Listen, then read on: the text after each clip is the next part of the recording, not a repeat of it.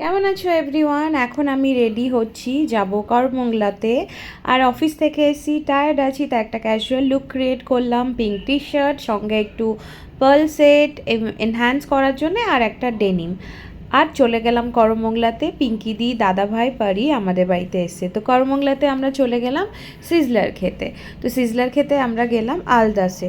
তোমরা যদি আলদাসে যেয়ে থাকো, একটু বুঝে শুনে অর্ডার করবে, কারণ এদের কোয়ান্টিটি এতটাই বেশি যে এমন কেউ নেই হাতে পার্সেলটা নিয়ে বাড়ি আসছে না। আর একটা সিজলার তো দুজনা আরামসে খেয়ে ফেরত আনতে হবে, সব কিছুর কোয়ান্টিটি অনেক বেশি।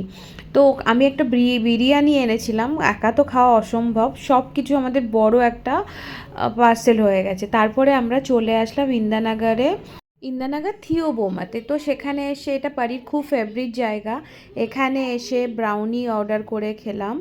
তো এই ফ্লেভারগুলো আমরা নিয়েছিলাম, খুবই ভালো। তারপরে সবাই এখানে মজা করে খেয়ে, পেটটা তো এত ভরা ছিল, তাও খেয়ে নিলাম, খুব টেস্টি ছিল ব্রাউনিগুলো। আমরা ডিসিশন নিলাম আমরা রাতের বেলা চার্চ স্ট্রিট ঘুরতে যাব।